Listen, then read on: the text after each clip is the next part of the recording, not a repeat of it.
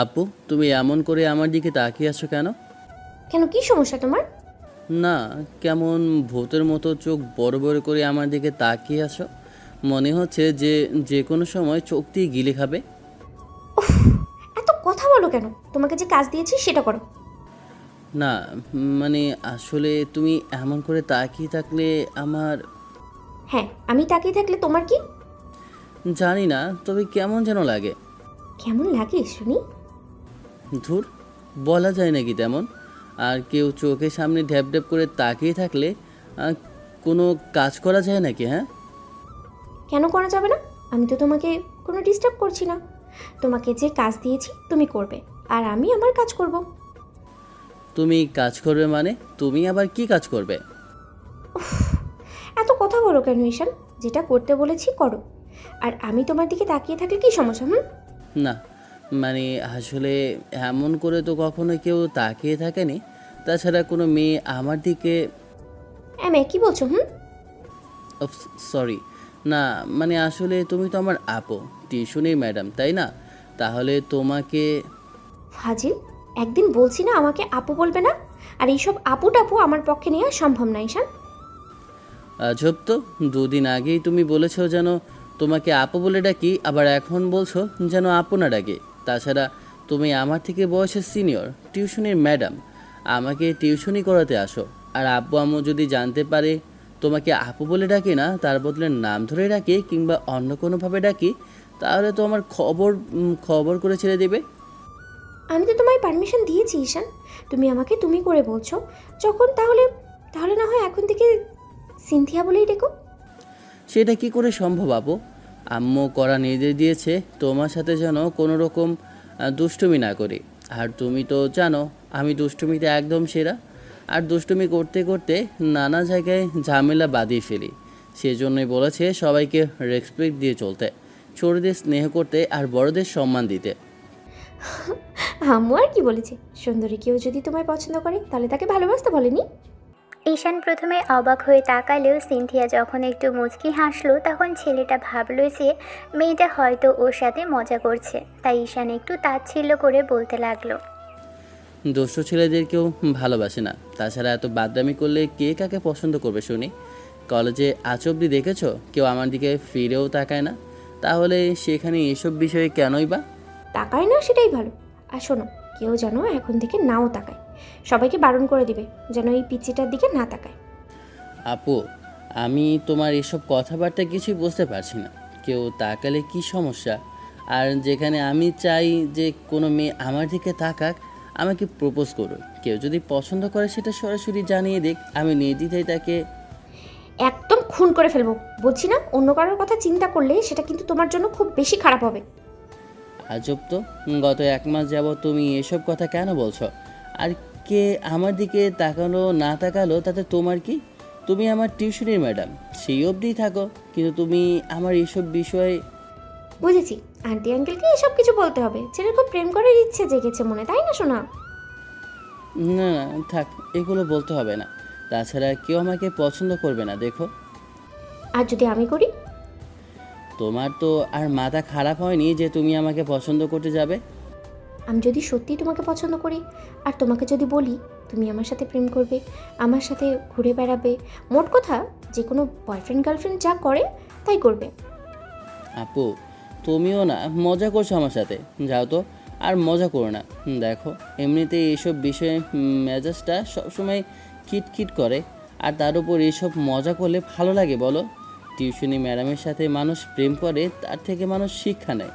আর তুমি আমাকে পড়াতে এসেছো, তুমি কি আমার সাথে প্রেম করতে এসেছো যে সব কথা বলছো? হ্যাঁ, করতে এসেছি তো। আর করলে কি সমস্যা? কেন, আমি কি দেখতে সুন্দর না? আমাকে কি ভালোবাসা যায় না ঈশান? কি যে বলো না আপু, লজ্জাজনক কথাবার্তা এগুলো বলতে হয় না, জানো না? ছোটদের সামনে এগুলো বললে নিজেকে লজ্জায় পড়তে হয়। কিন্তু তোমার কথা শুনে আমার খুবই আনইজি ফিল হচ্ছে। প্লিজ এসব বলো না তো। সেজন্যই বললাম, তুমি যেটা করছিলে সেটা করতে থাকো, আর আমি আমার কাজ করি। তোমার যে কি কাজ সেটা সেটা কি আমি জানি না ভেবেছো? তুমি আমার দিকে ড্যাব ড্যাব করে তাকিয়ে থাকো। আর এমন করে তাকিয়ে থাকলে কোনো কাজ করা যায় নাকি? কেমন যেন লাগে। আর সিনথিয়া এবার রাগী চোখে তাকাতেই ঈশান চোখ জোড়া বন্ধ করে নিল। তারপর একটা দীর্ঘশ্বাস ফেলে বলতে লাগলো, সব সময় এত রাগ দেখাতে হবে কেন? ভালোভাবে বললেই তো হয়। সেই ব্যবস্থা খুব তাড়াতাড়ি করব। তারপর দেখবো তুমি কিভাবে এসব নিয়ে দুষ্টুমি বাদরামি করতে পারো। এখানে কি হয়েছে আপনারা হয়তো বুঝতে পারছেন না। অবশ্য বোঝার কথাও না। ঈশান আর সিনথিয়া পাশাপাশি একই বাসাতে থাকে আর দুজনেই দুজনের প্রতিবেশী। বলতে গেলে সিনথিয়ারা নতুন এসেছে ওদের পাশের বাসাটাই। প্রায় 1 থেকে 1.5 বছর আগে মেয়েটা ট্রান্সফার নিয়ে এখানে এসেছিল। আর ওরা আপুর বিজনেসের কারণে এই এলাকাতে আশা আর ঈশানদের পাশের ফ্ল্যাটে সিনথিয়ার আপু ফ্ল্যাট কিনেছিল আর সেখানেই ওরা আছে। তারপর থেকে ঈশানের বাসায় আসা যাওয়া আর ওদের সাথে পরিচিত। এখন দুই পরিবারের এক প্রকার আত্মীয়তার মতোই হয়ে যায়। ঈশানের আব্বুর সাথেও সিনথিয়াদের পরিবারের বেশ ভালো সম্পর্ক। আর এই এলাকায় আসার পর থেকে সিনথিয়ার সাথে বেশ ভালো রকমের একটা বন্ধুত্ব ঈশানের আম্মুর গড়ে উঠেছে। মেয়েটা নিজে থেকে এসে কথা বলতে শুরু করলে তারপরে ওর সাথে আম্মু চেনা জানা। ও কি করে না করে সব কিছু জানতে পেরেছে আম্মু। তখন থেকে আম্মু ভেবেছে ঈশান তো একটু বাদর টাইপের আর অনেক দুষ্টু স্বভাবের। আর সিনথিয়া মেয়েটাও বেশ গুছিয়ে কথা বলে। সব মিলিয়ে বাসার কাছে যদি একজন ভালো টিউশনি টিচার পাওয়া যায় তাহলে কেনই বা ছেলেকে টিউশনি করাবে না। সেজন্যই আম্মু ঈশানকে বলে দিয়েছিল পাশের বাসা সিনথিয়া আপুর কাছে টিউশনি করতে। ঈশান প্রথমে বারণ করলেও পরবর্তীতে আম্মু আর আপুর বকাঝকা মেয়েটার কাছে টিউশনি করতে বাধ্য হয়েছে। কিন্তু ঈশান প্রথমে লজ্জা পাচ্ছিল সিনথিয়ার কাছে টিউশনি করতে, কারণ মেয়েটা ওর থেকে 2 বছরের সিনিয়র। আর এলাকায় প্রথম দেখা হওয়ার পর অনেক কথাই ঈশান ওকে বলেছিল, যার জন্য মেয়েটা প্রথমে রাগ করলেও পরবর্তীতে বুঝতে পেরেছে যে ঈশান একটু ডানপিটে আর দুষ্টু স্বভাবের। সেজন্য অনেকেই ওকে এড়িয়ে চলে। কিন্তু সিনথিয়া বুঝতে পেরেছিল ছেলেটা মন থেকে অনেক ভালো। তারপরেই ওকে পড়াতে আসলে ঈশানকে একরকম লজ্জা পেতে দেখে অবাক হয়েছিল। যে ছেলে কিনা এত ফাজলামি করতে পারে সে আবার কোনো মেয়েকে দেখে লজ্জাও পায়। ঈশানকে বিষয়টা জিজ্ঞেস করলে ও এড়িয়ে যাওয়ার চেষ্টা করে। তারপর থেকেই সিনথিয়ার সাথে ঈশান তেমন করে কোনো প্রকার ঝামেলা করতে পারেনি। উল্টো ভদ্রমহিলা ওকে পুরো গার্ডের মধ্যে রেখেছে। ঈশান ওকে বড় আপু আর টিউশনের ম্যাডাম ভেবে এসেছে, কিন্তু অন্যদিকে সিনথিয়ার মনে চলছে অন্য কিছু। 6 মাস আগে থেকে সিনথিয়ার কাছে টিউশনি করছে ছেলেটা। কিন্তু তার মাস 2 পরেই যখন ঈশান একদিন বাসায় ফিরছিল সেদিন খেয়াল করে সিনথিয়া কোথাও থেকে ফিরছে। ঈশান ওকে সেদিন বাইকে করে ড্রপ করেছিল। তারপর থেকে মেয়েটা নানান জায়গায় যেতে আরম্ভ করলে তখন ঈশানকে বলতো নিয়ে যেতে আর নিয়ে আসতে। একদিন তেমনভাবেই সিনথিয়া কলেজ থেকে আসার সময় খেয়াল করে ঈশানও বাসায় ফিরছে। আর ঈশান টিউশনি শুরু করার আগে থেকেই জানতো যে সিনথিয়া ওদেরই কলেজে 2 ব্যাচ উপরে লেখাপড়া করছে। আর ঈশানকে দেখার পর সিনথিয়া তখন ওকে বাসায় নিয়ে আসার কথা বললে ছেলেটা স্বাভাবিকভাবেই নিয়ে আসে, কারণ এটা ঈশানের অভ্যেসে দাঁড়িয়েছে। আর তার উপরে সিনথিয়ার কাছে টিউশনি করার পর থেকেই ঈশান ওকে বড় আপু আর ম্যাডাম ভেবে আসছে।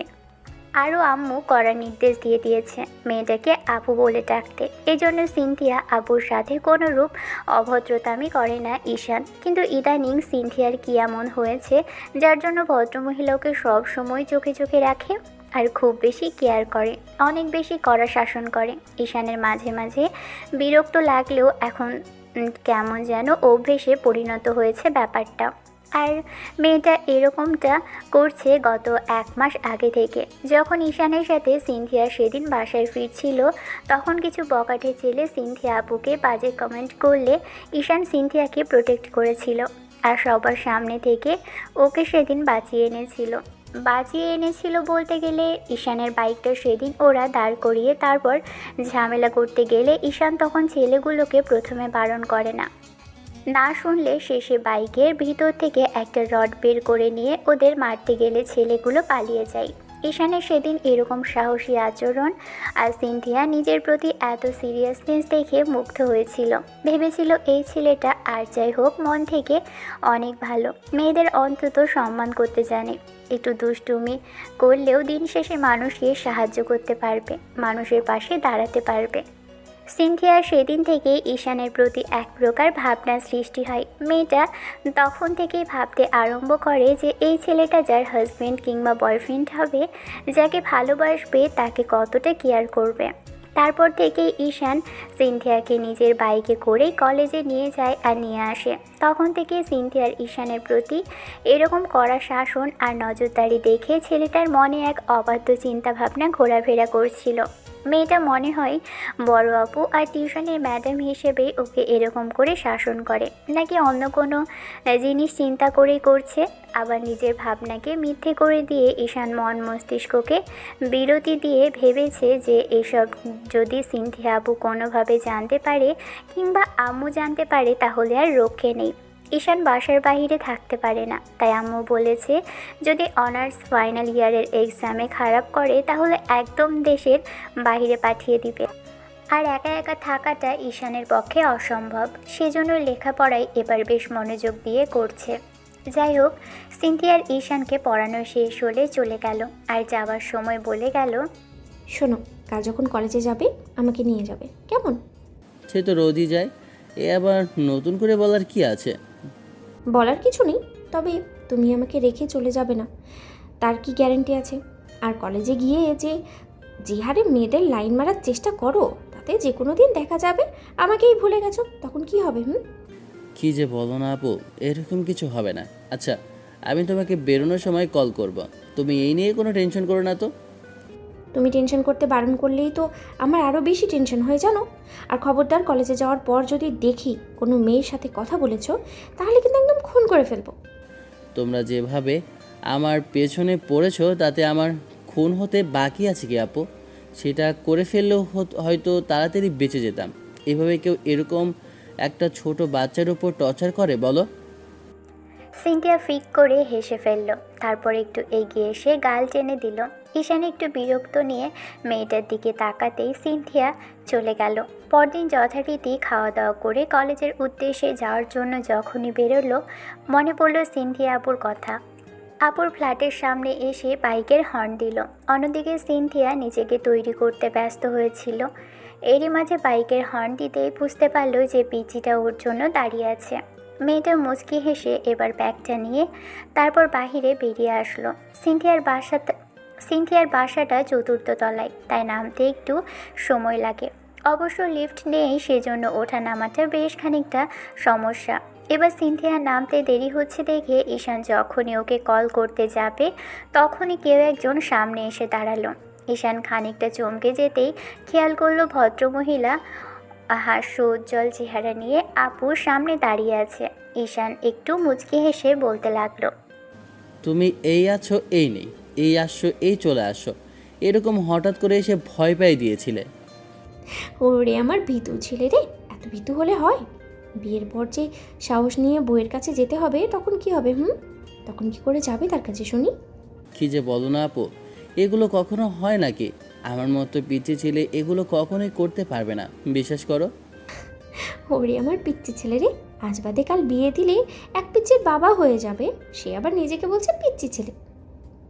তোমার যত আজগুবি কথা, এখন ওঠো তো, আর যখন বিয়ে করব তখন দেখা যাবে। এখন চলো, দেরি হয়ে যাচ্ছে। সিনথিয়া বাইকে উঠল।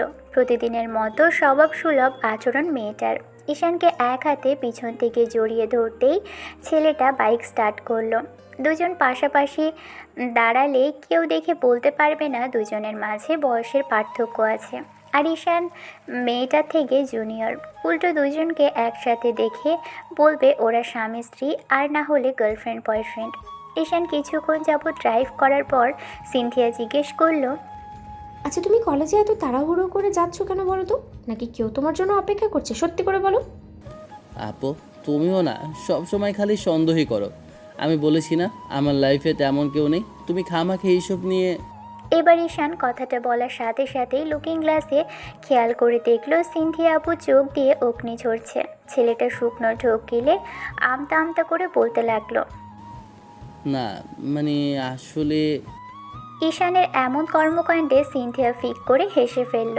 তারপর কি মনে করে যেন ঈশানও মুচকি হাসলো আর বলতে আরম্ভ করতে লাগলো, এইভাবে সব সময় হাসবে, এত রাগ করতে নেই। রাগ করলে তোমার শরীর খারাপ করবে। আর হাসলে যদি সুন্দর লাগে তাহলে হাসিটাই তো সুন্দর, তাই না বলো? তাই হাসলে সুন্দর লাগে? আর কি কি করলে সুন্দর লাগে আমার? তা তো জানি না, তবে এমনিতেই অনেক সুন্দর, দেখতে বেশ কিউট। শাড়ি পরলে মনে হয় একদম পুতুলের মতো লাগবে, আর না হলে বউ। তাই তাহলে তো শাড়ি পরে দেখতে হবে যে কেমন লাগে আমাকে। দুজনে কথা বলতে বলতে কলেজে চলে আসলো। তারপর সিনথিয়া ঈশানের থেকে বিদায় নিয়ে যাওয়ার সময় সেই স্বভাবসুলভ আচরণ মেয়েটার। আবারও সেই একই কথা, কারোর সাথে যেন কথা না বলে, বন্ধুদের সাথে বলা যাবে, তবে কোনো মেয়ের সাথে কথা বলা যাবে না। ঈশান কিছুক্ষণ ধরে হ্যাঁ করে তারপর মাথা নেড়ে ক্যাম্পাসে চলে আসলো। এসে দেখলো বন্ধুরা এসে উপস্থিত হয়েছে। কিছুক্ষণ ওদের সাথে আড্ডা দিল। তারপর ক্লাসরুমের দিকে যাওয়ার জন্য যখনই পা বাড়াবে তখনই মনে হতে লাগলো দূর থেকে কেউ একজন ওকে ফলো করছে। ঈশান বিষয়টাকে পাত্তা না দিয়ে চলে যেতে লাগলো সবার সাথে। দোতলায় উঠতেই বন্ধুরা ওর থেকে কিছুটা এগিয়ে গেল। ঈশান সবার পিছন পিছন হাঁটছে আর ফোন ঘাটাঘাটি করছে। ওদের ক্লাস থেকে 15-20 হাত দূরে একটা ফাঁকা ক্লাস। সেই ফাঁকা ক্লাসের সামনে এসে যখনই পার হতে নিবে তখনই কেউ একজন হাত ধরে টেনে নিল। হঠাৎ কারো এমন কাজে বুকের ভিতরটা ধক করে উঠল ছেলেটার। এ আবার কে? বিষয়টা ভেবে যখনই বোঝার চেষ্টা করবে তার আগেই ওই ব্যক্তি হাত ধরে টেনে ক্লাসের মধ্যে নিয়ে রুমের দরজাটা বন্ধ করে দিল। ঈশান তাড়াহুড়ো করে সামনে তাকিয়ে দেখল যে ব্যক্তি দরজা আটকালো সে আর কেউ নয়, মিথিলা। মিথিলা আপু অর্থাৎ সিনথিয়ার সাথেই পরে আরেকজন ভদ্রমহিলা, যে কিনা সিনথিয়ার মতোই ওর থেকে সিনিয়র কিন্তু অন্য ডিপার্টমেন্টের। মেয়েটাকে দেখে ঈশান কিছুটা হক চুকিয়ে গেল। আর যাবারই কথা, এই মেয়েটাও একদম বদের হাড্ডি, সবসময় ওকে নজরে নজরে রাখে। বিষয়টা ভেবেই ঈশান এবার একটা শুকনো ঢোক গিলল। কিন্তু অন্যদিকে মেয়েটা একটু মুচকি হেসে এগিয়ে আসতেই ঈশান বলতে আরম্ভ করলো, আরে আপু, তুমি আর আমাকে এখানে আনলে কেন জোর করে? এখানে কোনো কেন আনলাম বুঝতে পারছো না বেবি? তোমার সাথে একটু নিরিবিলি সময় কাটানোর জন্য, কথা বলার জন্য। তাছাড়া আমি কথা বলতে চাইলে তো তুমি সবসময় ছটফট করো, কাছে আসতে বললেও আসো না। তার উপর কয়েকদিন যাবৎ দেখছি কাকে যেন বাইকে করে কলেজে পৌঁছে দিচ্ছ। কে ওই মেয়েটা? তোমার কিছু হয়? আর তুমি না বললেও আমি চিনি, ও আমাদের ব্যাচেরই কিন্তু অন্য ডিপার্টমেন্টের। সত্যি করে বলো, মেয়েটা তোমার কি হয়? সে যাই হোক, সেটা তোমার জেনে লাভ কি? আর এরকম হঠাৎ করে আমাকে এখানে আনার কি মানে কি, আমি তো সেটাই বুঝতে পারছি না। আমি তোমাকে বলেছি না, এইভাবে হুটহাট করে আমাকে কোথাও ডাকবেও না, আর এরকম জোর করে নিয়েও আসবেও না। ও এইসব যদি আমার বন্ধুরা কেউ দেখে ফেলে তাহলে তো কি হতো বলো তো? তুমি কি ভাবো তোমার বন্ধুরা কেউ দেখেনি? সবাই দেখেছে। ওরা উল্টো ডেভিল হেসেছে আর হয়তো মনে মনে ভেবেছে এবার বোধহয় বন্ধু হবি হবি গার্লফ্রেন্ড তার ক্লাস নিবে, তাই ওরা মজা পাচ্ছিল। এখন বলো যে ওই মেয়েটা কে? গার্লফ্রেন্ড মানে? আজব তো, তুমি আমার গার্লফ্রেন্ড হতে যাবে কেন? তুমি আমার থেকে বয়সে বড়, আর বড় একটা মেয়েকে গার্লফ্রেন্ড বলে কিভাবে? আর এরকম মজা করো না তো আপু। দেখো, তুমি যে মজাটা করছো সেটা ঠিক না। আমি তোমার থেকে জুনিয়র একটা ছেলের সাথে এইরকম। কিন্তু আমি তোমার সাথে মোটেও মজা করছি না সোনা। তুমি যেদিন বলেছিলে আমাকে সুন্দর লাগছে আর আমি দেখতে কিউট, সেদিন থেকে আমি ভেবে নিয়েছিলাম প্রেম যদি কারোর সাথে করি তবে এই কিউট পিচিটার সাথেই করব। আর তুমি আমাকে পছন্দ করেছো, তার মানে ভালোবাসতে পারবে। সেহেতু পছন্দটা হয় মন থেকে, আর মন থেকে যেহেতু বলতে পেরেছো আমি সুন্দর, সেহেতু তোমার আমাকে পছন্দ হয়েছে, সেজন্যই আমাকে কমপ্লিমেন্ট দিয়েছিলে। আপু, ওইটা তো বন্ধুরা কথা বলছিল বলে বলেছিলাম, তাই বলে এরকম করবে? দেখো, মজা করেছি তার জন্য সরি। তারপরে তুমি এরকম মজা করো না প্লিজ। এগুলো বাইরে জানাজানি হয়ে গেলে অনেক বড় ঝামেলা হয়ে যাবে। তুমি মজা করতে পারো কিন্তু আমি তো মজা করছি না বেবি। আর তোমার সাথে সেদিনের কথাগুলো সিরিয়াসলি ছিল। এখন আমার থেকে রেহাই পাওয়ার জন্য এরকম বলছো? আমি জানি তুমি আমাকে পছন্দ করো। দেখো আপু, তুমি যেটা বলছো সেটা কখনো সম্ভব না, আর তুমি যা ভাবো তার তেমন কিছুই হবে না। তুমি যদি ভেবে থাকো এইসব বিষয়ে মজা করলে আমি তোমার সাথে সাই দিব, তাহলে সেটা তোমার ভুল ধারণা। এগুলো কখনোই হবে না। তুমি হয়তো ভুল মানুষের সাথে মজা করতে এসেছো। অন্য কারোর সাথে এইসব কথা বলো, সে তোমাকে সায় দেবে, কিন্তু আমি এরকম পাগলামিতে পড়তে চাইছি না। প্রেম ভালোবাসা আমার পক্ষে সম্ভব না। আর তুমি তো আমার সাথে মজা করছো, তুমি সিরিয়াসভাবে কিছু বলছো না, সেটা তোমার কথা দিয়েই বুঝতে পারছি। তার মানে তোমার বিশ্বাস হয় না যে আমি তোমাকে সত্যি ভালোবাসি, সত্যি তোমাকে পছন্দ করি, তোমার সাথে সম্পর্কে জড়াতে চাই। আর তুমি চাইলে দেখো আমরা বিয়েটাও করে নিব, কিন্তু তার আগে তোমাকে রাজি হতে হবে সোনা। বড় আপুর সাথে মানুষ এগুলো করতে পারে?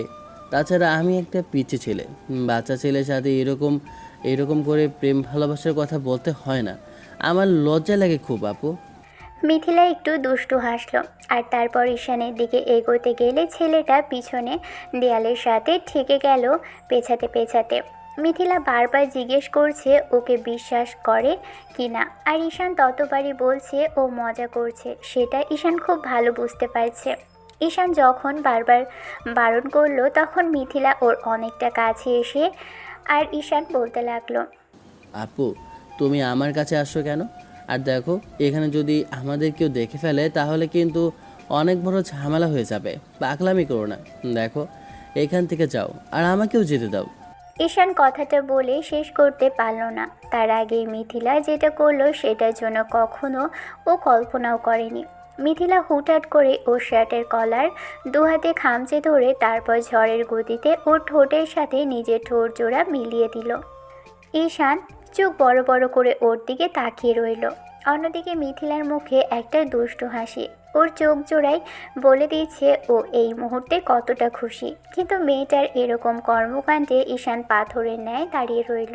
মিনিট পাঁচেক যেতে না যেতেই মিথিলা নিজে থেকেই ছেলেটার হাতগুলো নিয়ে ওর কোমরে রাখলো।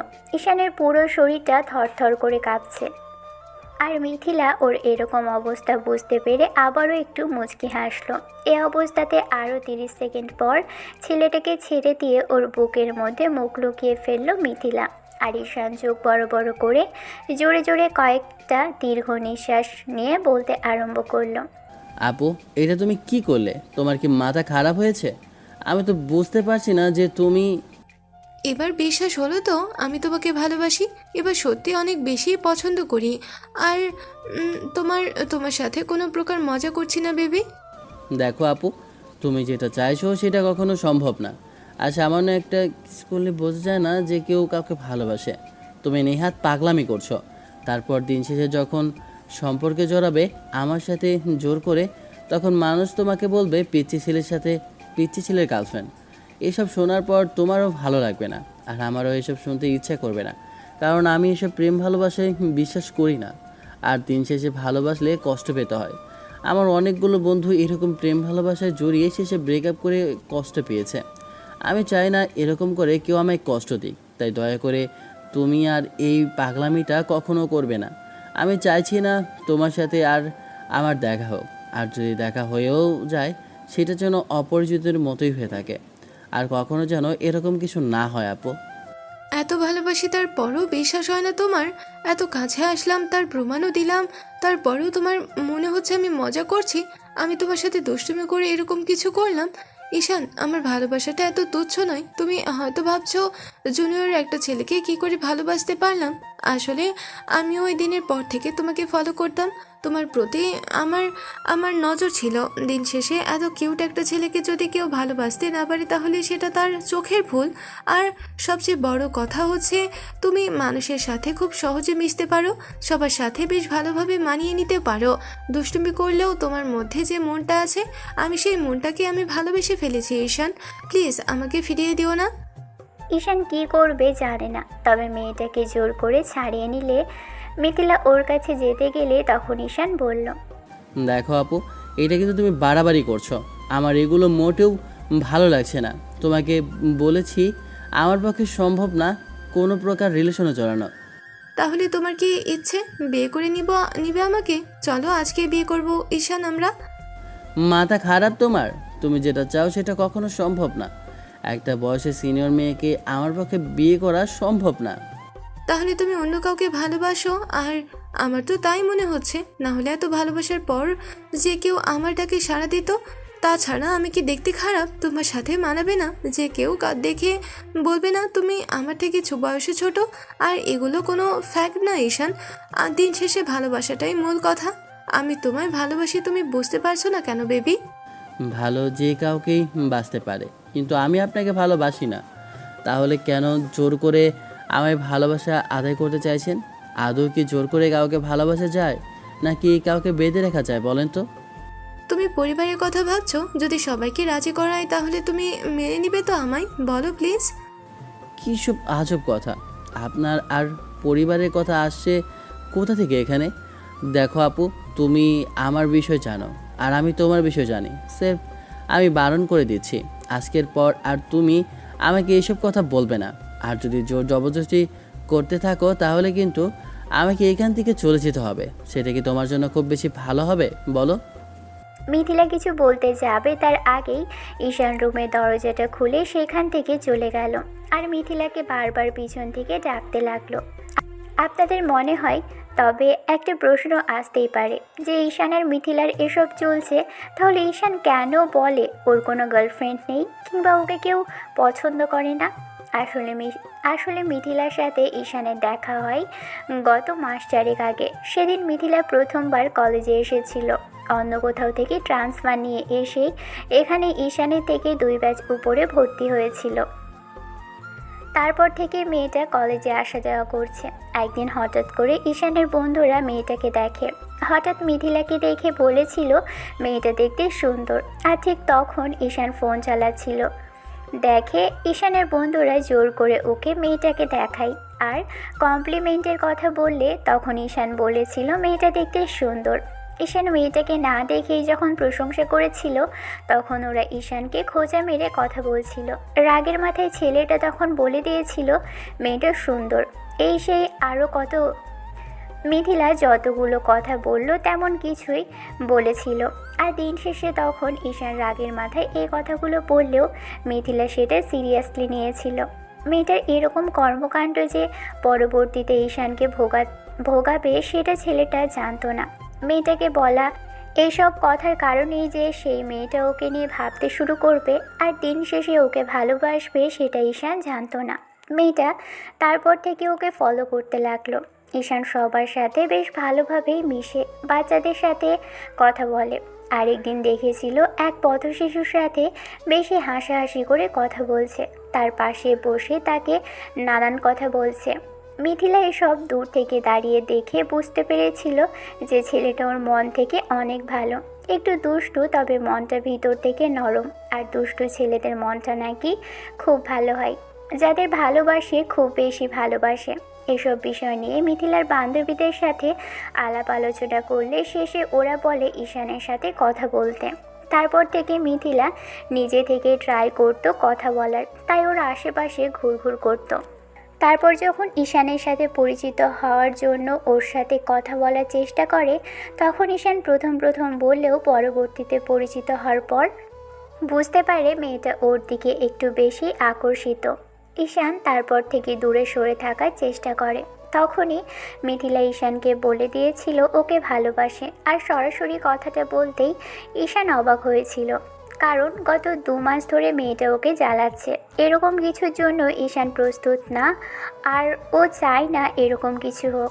দিন শেষে সিনিয়র একটা মেয়ের সাথে প্রেম করার অভিযোগে ওকে ভুগতে হবে।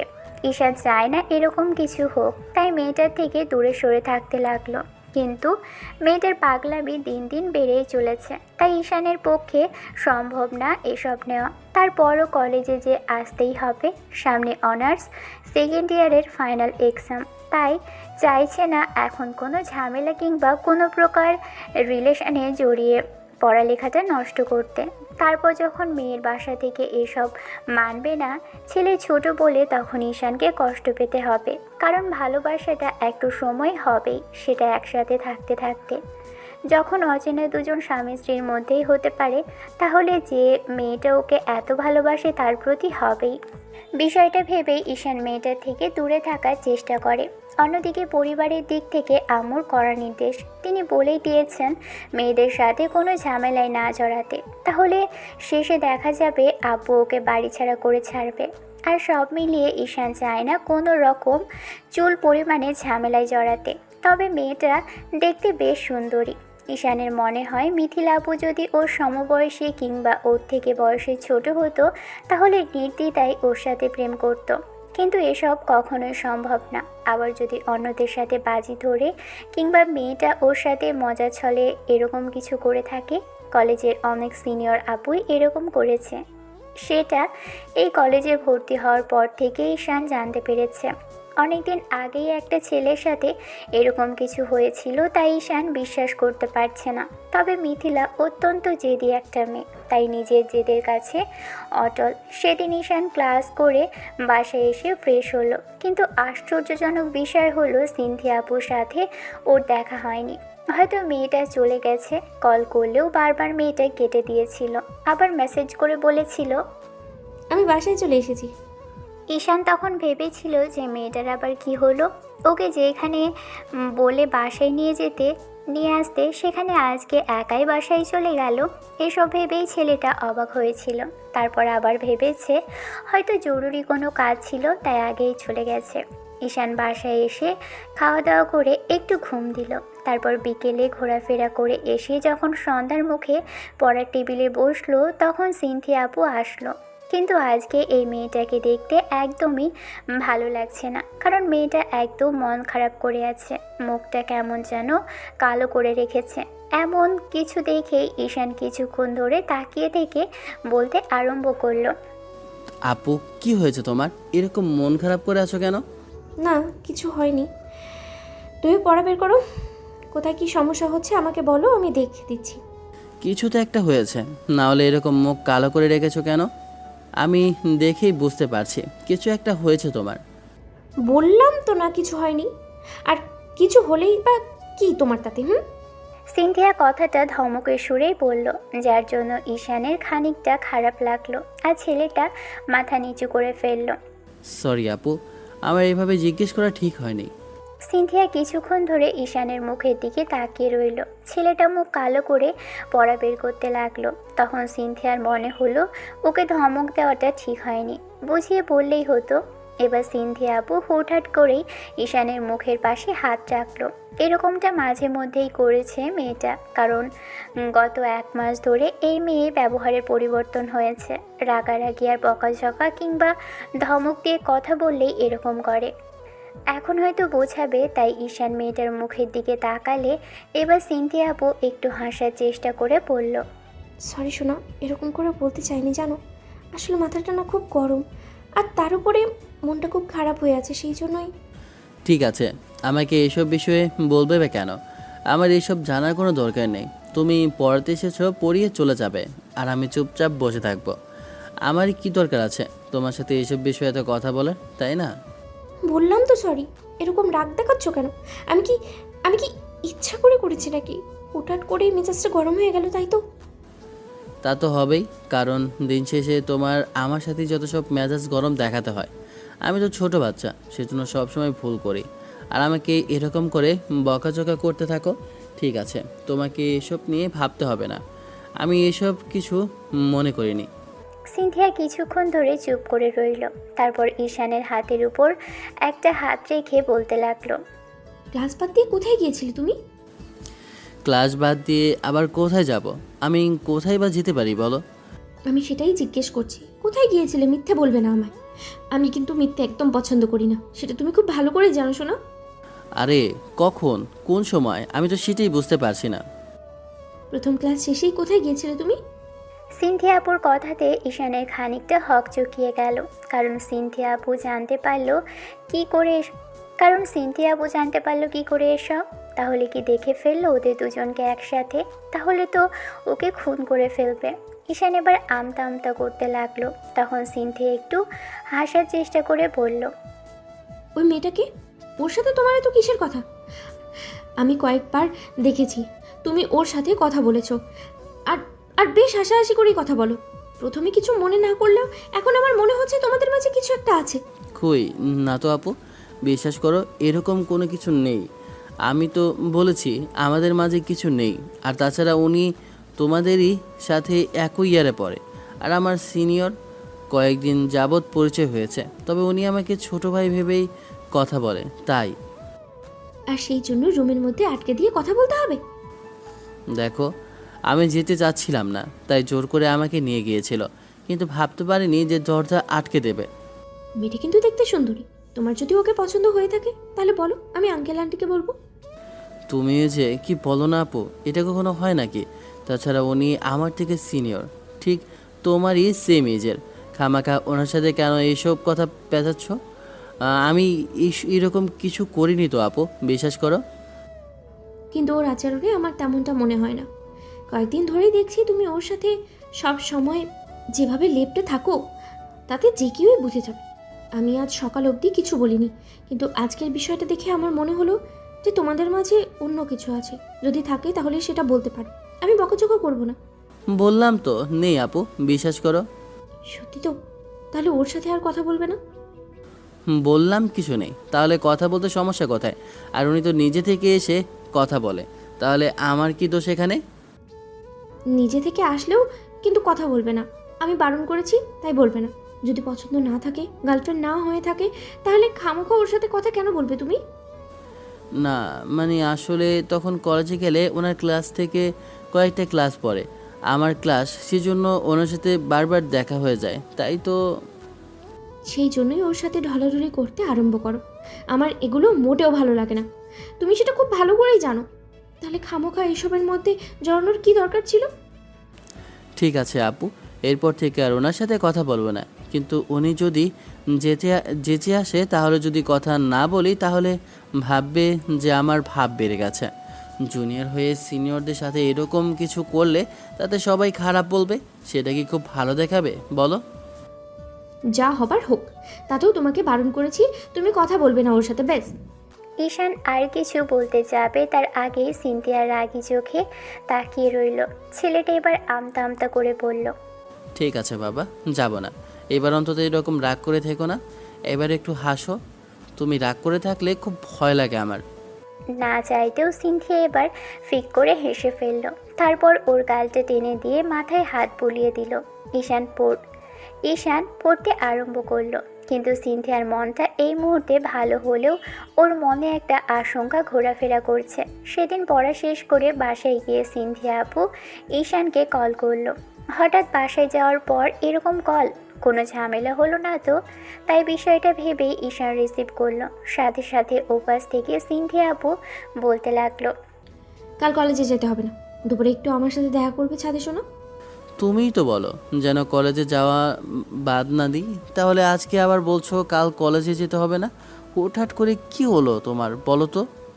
আমি বারণ করেছি, যাবে না তো যাবে না, এত কথা বলো কেন? সব বিষয় এত কথা কিন্তু আমার ভালো লাগে না, শোনো। সে না হয় না গেলাম, কিন্তু আম্মুকে কে বোঝাবে? আম্মু তো এসব নিয়েই পড়ে থাকে সারাদিন। কলেজে যদি না যাই, শেষে দেখা যাবে এই নিয়ে ঝামেলা করতেই থাকবে। খামাখা ঝামেলার কি খুব বেশি দরকার আছে? বললাম তো আমি আন্টিকে বোঝাবো।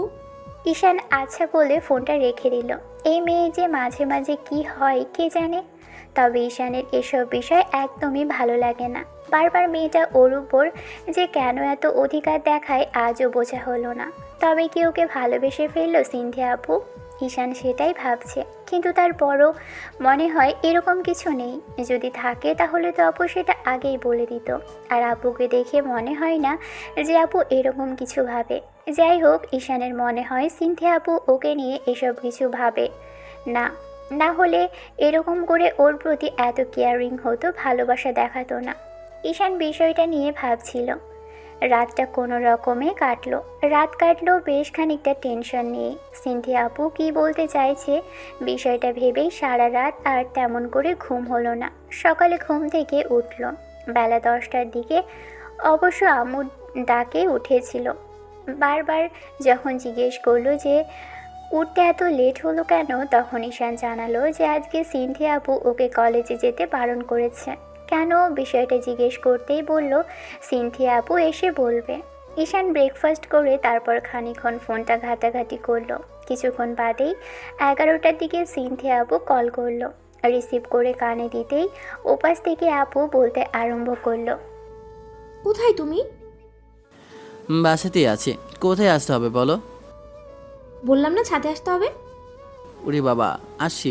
এত ধমকাতে হবে না, সব বিষয় নিয়ে এত ধমক দেওয়া ভালো না কিন্তু। ঠিক আছে, আদর করে বলবো আজকের পর থেকে। এখন আসো সোনা, তাড়াতাড়ি চলে আসো।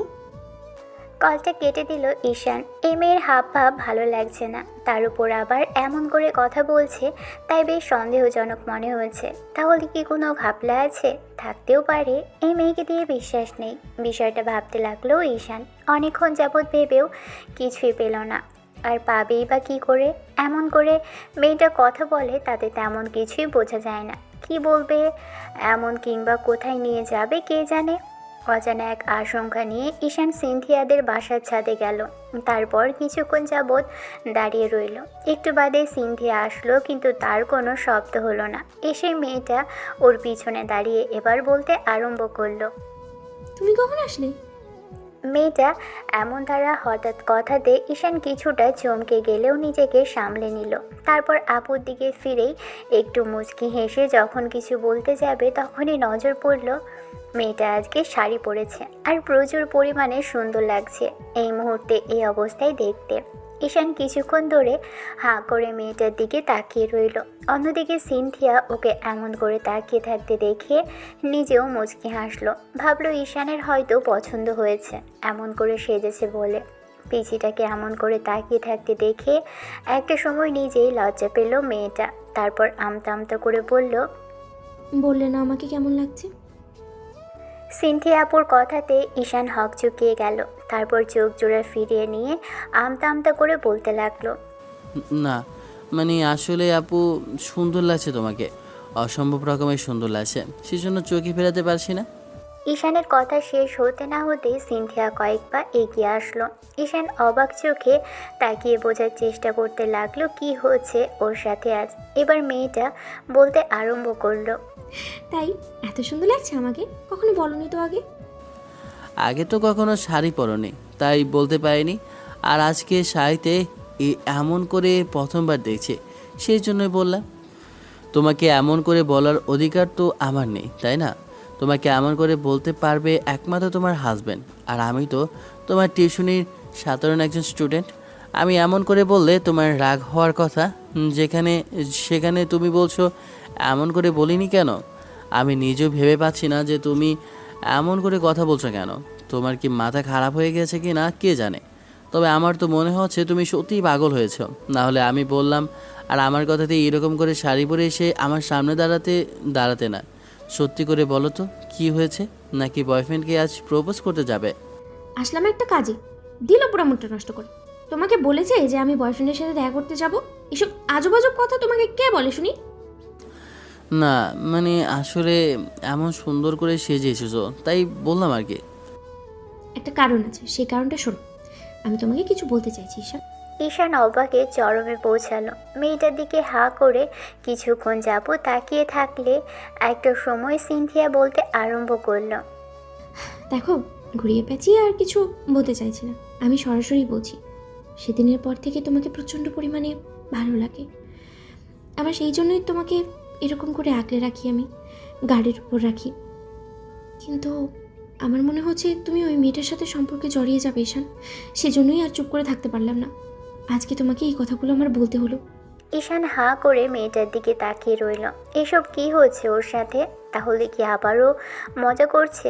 কথাগুলো ভেবেই এবার ঈশান তাড়াহুড়ো করে বলতে লাগলো, আপু, তুমিও মজা করতেছো আমার সাথে, তাই না? দেখো, এরকম মজা করো না তো। মিথিলা আপুর মতো তোমারও আজকে এসব মজা করার ইচ্ছে হলো?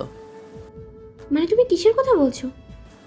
না, মানে আসলে মিথিলা আপু তোমার মতো এমন করে আমাকে এইসব কথা বলেছিল, তাই আমি... ও, বুঝতে পেরেছি। তাহলে ওই মেয়েটাকে তোমার পছন্দ, সেজন্যই আমাকে অ্যাকসেপ্ট করবে না তুমি? আপু, তুমি ভুল বলছো। আমি এমন কিছু চিন্তা করিনি। তাছাড়া আমি ওনাকে মানা করে দিয়েছি যে এরকম কিছু যেন আর না করে, কিন্তু তারপরে উনি... তাহলে সত্যি বেরোলো ঈশান যে তুমি ওকে পছন্দ করো, আর সেজন্যই? আরে বাবা, বললাম তো তেমন কিছু নেই, তারপরে কেন বিশ্বাস করতে চাইছো না? এরকম কিছু আমাদের মাঝে নেই, আর কখনো হবেও না। তাহলে আমার প্রপোজাল অ্যাকসেপ্ট করতে তোমার সমস্যা কিসে? আমি তো সেটাই বুঝতে পারছি না। কারণ আমি তো এরকম কিছুর মধ্যে জড়িয়ে পড়তে চাইছি না। দয়া করে তুমি এসব কথা আর কখনো বলো না তো। কিন্তু আমি তোমাকে ভালোবাসি, যে কোনো মূল্যে তোমাকে আমার চাই ঈশান। আমি জানি না আমি কি করব, তবে তোমাকে যদি না পাই তাহলে নিজের কোনো একটা ক্ষতি করে ফেলবো, এটা শিওর থেকো। আপু দেখো, এবার কিন্তু বাড়াবাড়ি হচ্ছে। এরকম কোনো কথা ছিল না। তুমি কিন্তু এরকম কিছু। ঈশান কথা বলাটা বন্ধ করে ফেলল, কারণ সিনথিয়া ওকে তৎক্ষণাৎ শক্ত করে জড়িয়ে ধরেছে। মেয়েটার এরকম কর্মকাণ্ডে কিছুক্ষণ ধরে চুপ করে রইল। তারপর একটা সময় সিনথিয়া আপু কেঁদে উঠল আর বলতে আরম্ভ করলো, ভালোবাসি তোমায়, কেন এরকম করছো আমার সাথে? আমি কিন্তু সত্যি মরে যাবো ঈশান। দেখো, আমি এগুলো সহ্য করতে পারি না। আমি জীবনে প্রথমবার তোমাকেই ভালোবেসেছি, তাই তোমাকে আমার চাই। জানি না কি করবো, তবে তোমাকে যদি না পাই তাহলে কিন্তু অনেক অনেক বেশি কিছু করে ফেলবো। এটুকু তুমি খুব ভালো করেই বুঝতে পারছো। দেখো, এখন অন্তত আর যাই হোক আমাকে ফিরিয়ে দিও না। যদি দাও তাহলে কিন্তু। তোমার কিংবা আমার ফ্যামিলি কেউ এগুলো মানবে না। তুমি খামাখা জেদ করো না। বাসায় গিয়ে নিজেকে বোঝাও, বুঝতে পারবে তুমি ভুল করেছো। ঠিক আছে, আমি সবাইকে বোঝাবো, তারপর দেখি তুমি আমার থেকে কি করে দূরে থাকতে পারো।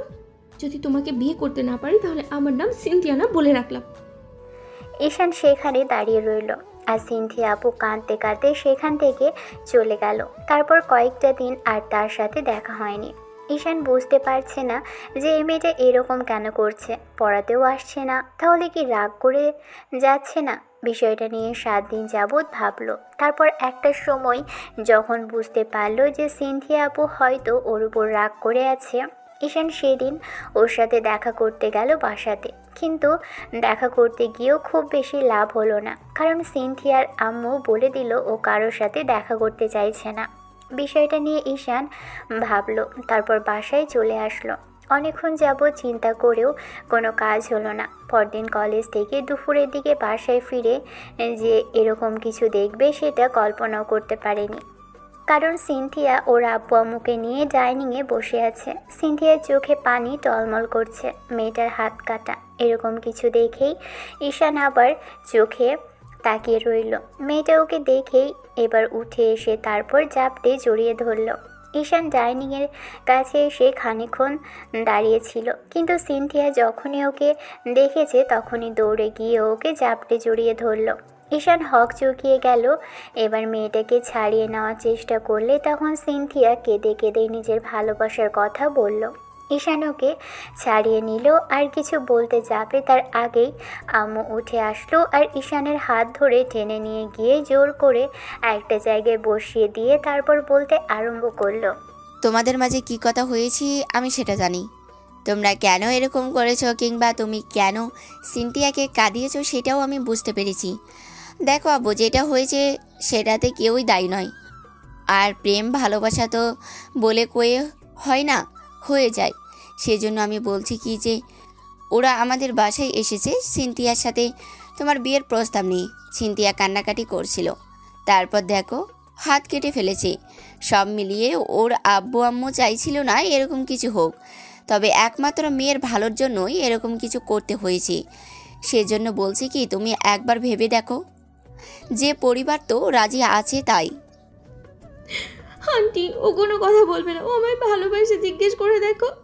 সিনথিয়া আপুর কেয়ারিং, দুষ্টু মিষ্টি, খুনসুটি ও রাগ করা সব মিলিয়ে ঈশানের এক ভালো লাগা কাজ করে। তবে ভালোবাসে কিনা জানে না, মনে হয় টিউশনে ম্যাডাম বলেই সবসময় ওর থেকে দূরে সরে থাকে।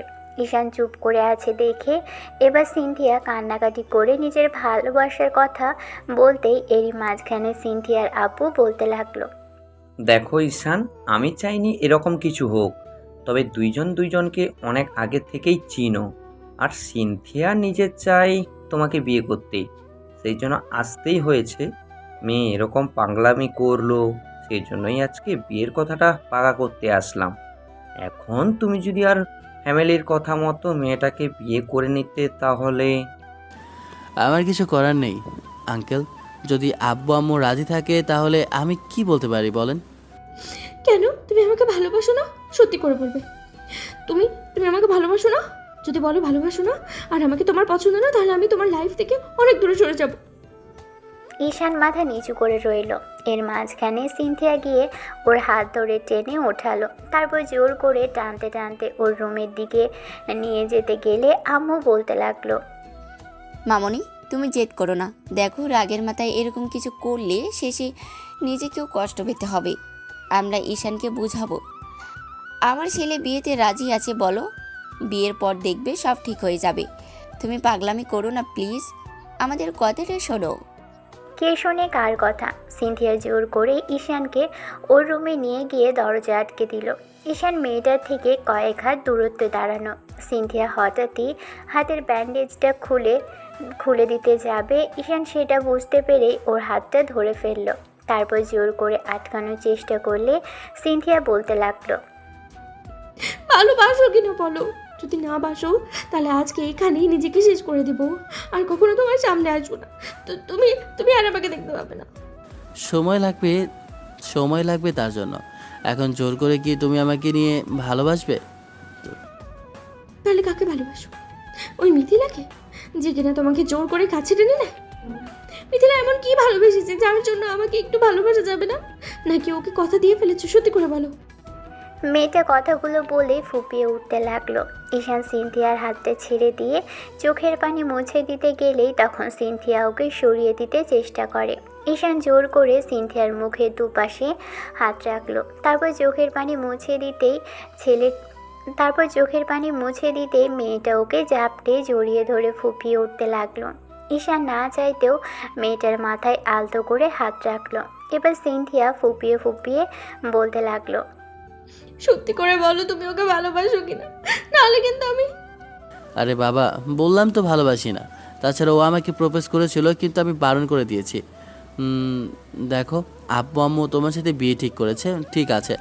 আগে আমি তো তোমাকে টিউশনি ম্যাডাম হিসেবে জানতাম, বড় আপু হিসেবে। বড় অপু জানতে এখন থেকে ভালোবাসবে, আর কোনো কথা শুনতে চাই না বেবি। আমার ভালোবাসা চাই শোনা। আর আজকের পর ওই মিথিলা তোমার কাছে বসতে পারবে না, কারণ তুমি আমার হাজব্যান্ড হবে।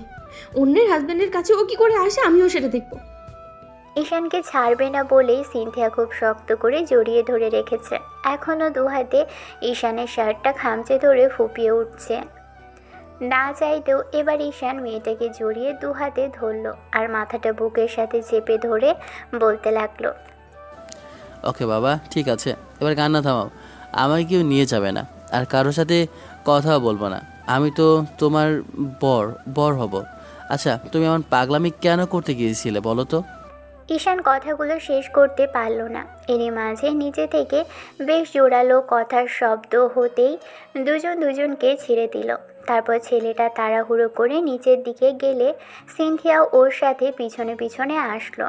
ডাইনিংয়ে এসে দেখলো অবাক করা কাণ্ড, কারণ মিথিলা ওর আব্বু আম্মুকে নিয়ে উপস্থিত হয়েছে বাড়িতে। বিষয়টা ভেবে ঈশানের হাত পা ঠান্ডা হয়ে গেল। সাথে সাথে ও মিথিলার দিকে তাকাতেই মেয়েটা দৌড়ে এসে যখনই ওকে জড়িয়ে ধরতে যাবে তখনই সিনথিয়া এসে ঈশানের সামনে দাঁড়ালো আর বলতে লাগলো, তুমি কোথায় যাচ্ছ? ভুলেও ঈশানকে টাচ করার চেষ্টা করবে না। ও আমার হবু হাজব্যান্ড, ওর সাথে আমার বিয়ে ঠিক হয়েছে। তুমি আমাদের দুজনের মাঝে দেয়ালের সৃষ্টি করো না। ঈশান, এই মেয়েটা কি বলছে? তুমি না আমি ভালোবাসো বলো, তাহলে ওই রকম কথা কেন বলছে? এবার ঈশান পড়ে গেল মহাবিপদে। ছেলেটা আব্বু আম্মুর দিকে তাকাতেই আব্বু আম্মু ওর দিকে অবাক চোখে তাকিয়ে রইল। এই মুহূর্তে ঈশান কি করবে আর কি বলবে সেটা বুঝতে পারছে না।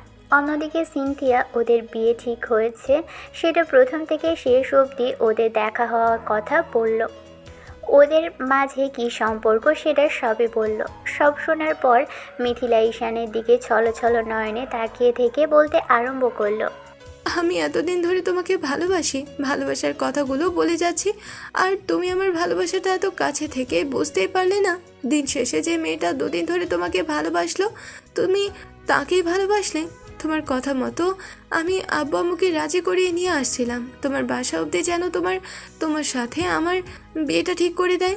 আর তুমি তার আগেই অন্য কারোর জন্য পাগল হয়ে গেলে। ঈশান, আমার জন্য একটু অপেক্ষা করা যেত না? আমাকে কি একটু ভালোবাসা যেত না? দেখো আব্বু আম্মু আমার বিয়ে ঠিক করে ফেলেছে সিনথিয়া আপুর সাথে। তাই আমি বলছি কি, তুমি যদি পাগলামিটা না করো। হ্যাঁ হ্যাঁ হ্যাঁ, আমি পাগল, কারণ আমি তোমাকে ভালোবাসি। ভালোবেসে পাগল হয়ে গেছিলাম বলে তোমাকে এতবার ভালোবাসার কথা বলেছিলাম, আর তুমি সেটা বুঝতেই পারলে না। না পেরে উল্টো আমাকে কষ্ট দিলে। আমি তোমার থেকে দূরে সরে যাবো ঈশান। তুমি যেন সারা জীবন ভালো থাকো, আমার মুখটা যেন আর তোমাকে কোনোদিনও দেখতে না হয়, আমি সেই ব্যবস্থাই করব। কখনো তোমাকে ডিস্টার্ব করব না। তোমরা ভালো থেকো আর একসাথে অনেক সুখে থেকো। এবার আম্মু উঠে আসলো, কিছু বলতে যাবে তার আগেই মিথিলা দৌড়ে বাসা থেকে বেরিয়ে গেল। মিথিলার আব্বু আম্মু কিছু বলার সুযোগ পেল না, শুধু ঈশানের আব্বুর দিকে একবার তাকালো। তখন আব্বু বলতে লাগলো, ভাই সাহেব দেখেন, এখন আমাদের পক্ষে সম্ভব না আপনাদের এই আবদার মেনে নেওয়া। আমরা অন্য জায়গায় ছেলের বিয়ে ঠিক করে ফেলেছি, এখন কি করে? আমি বুঝতে পারছি ভাইজান, কিন্তু এখন আমি আমার মেয়েকে কি করে সামলাবো জানি না। আমার মেয়ে যে পরিমাণে জেদি, তাতে ও নিজের কোনো ক্ষতি করে ফেলবে নিশ্চিত। ওগো, তুমি আর দাঁড়িয়ে থেকো না, বাসায় চলো প্লিজ।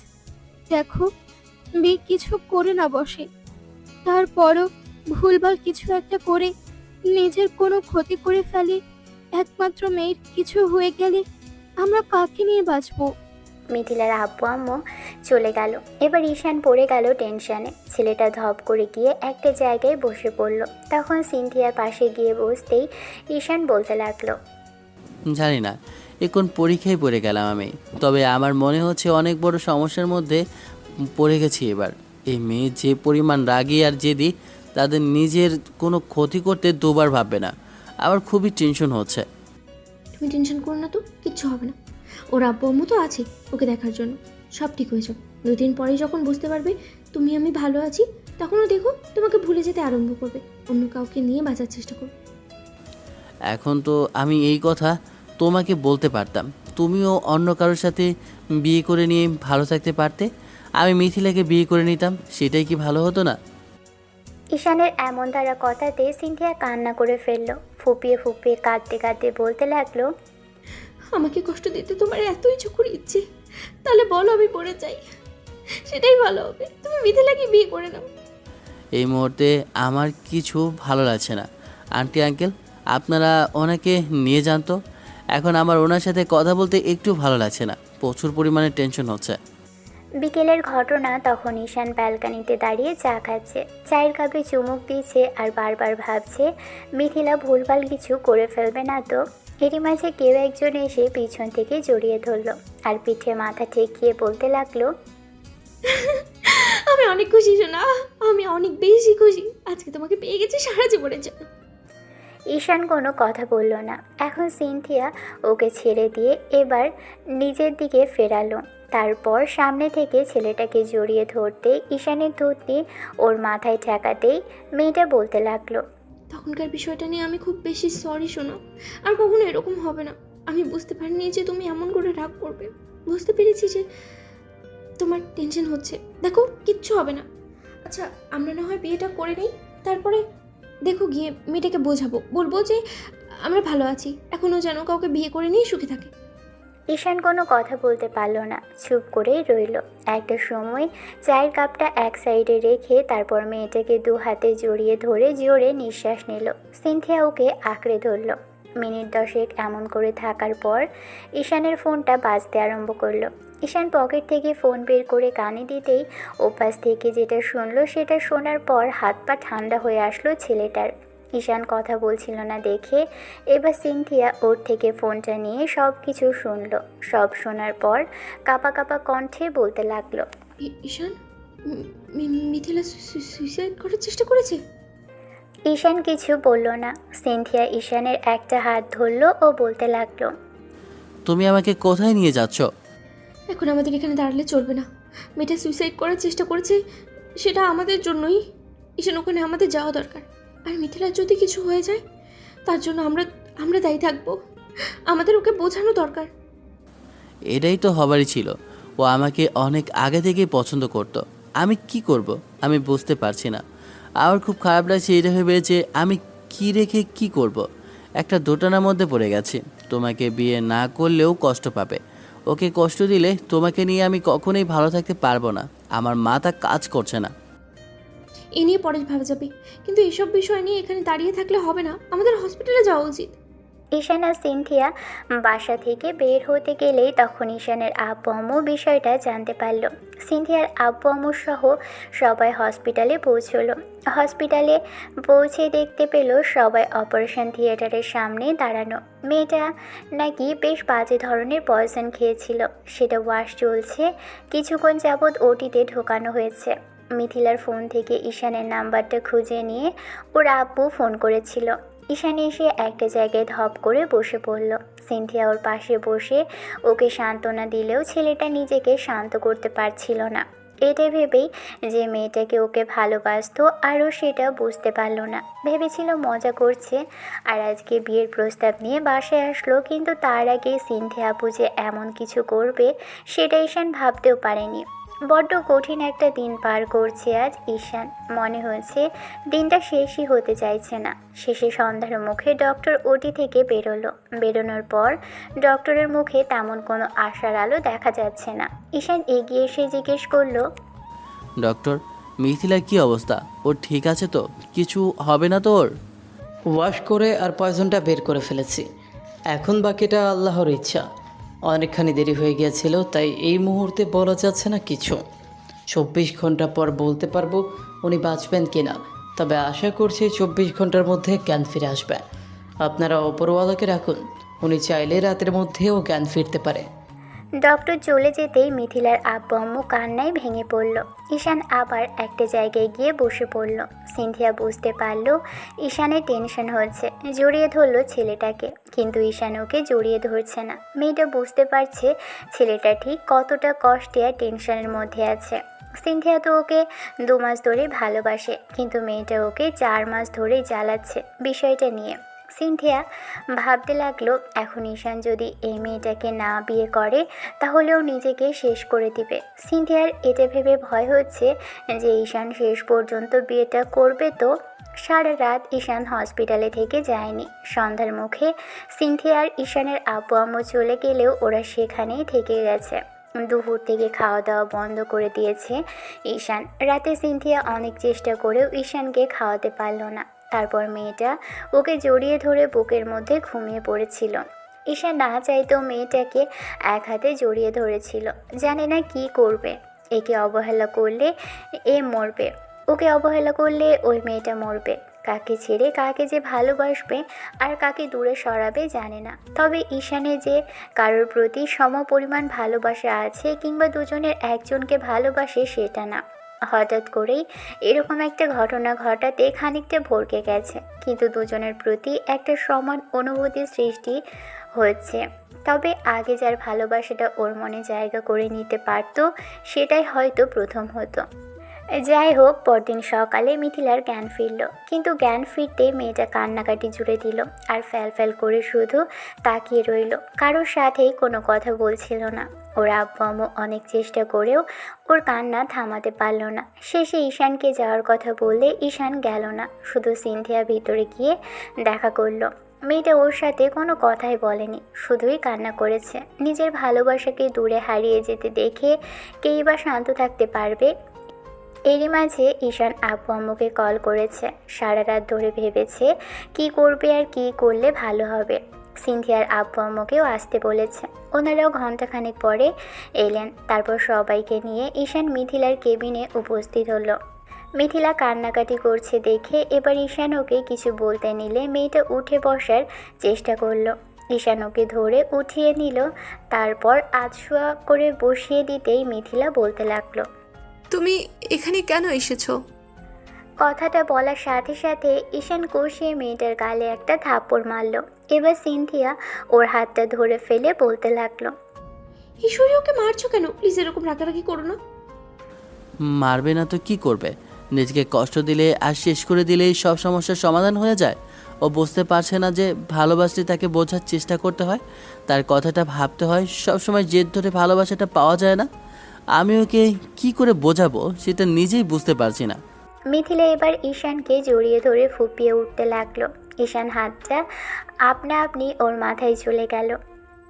ঈশান, আমি তোমাকে ছাড়া বাঁচতে পারবো না। মজার ছলে তোমাকে সেদিন প্রথমবার বললেও তারপর থেকে তোমাকে নিয়ে খুব ভেবেছি, ভাবতে ভাবতে ভালোবেসেছি। এতটা ভালোবেসেছি যে তোমাকে ছাড়া কিছু ভাবতেও পারি না। বিশ্বাস করো, আমি ভেবেছিলাম আমাদের বিয়ের পর তুমি আমাকে ভালোবাসবে, কিন্তু তুমি অন্য কাউকে ভালোবাসো। আমি আমি এটা কি করে সহ্য করবো বলো? আমি সত্যি মরে যাব, বাঁচতে পারবো না তোমাকে ছাড়া।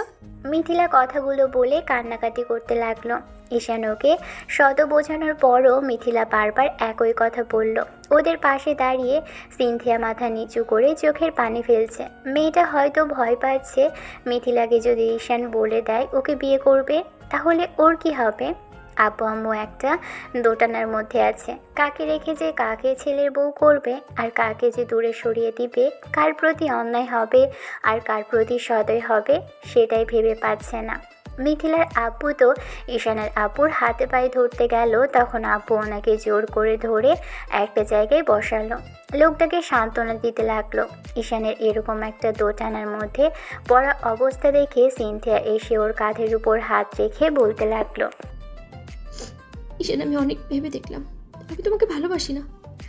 এতগুলো দিনেই তোমাকে শুধু একটু রাগ, অভিমান আর জেদ দেখিয়ে যেটা করেছি সেটা একটা আবেগ ছিল। তাই আমি চাইছি তুমি আমাদের মাঝে যে কথা হয়েছে সেটা ভুলে যাও।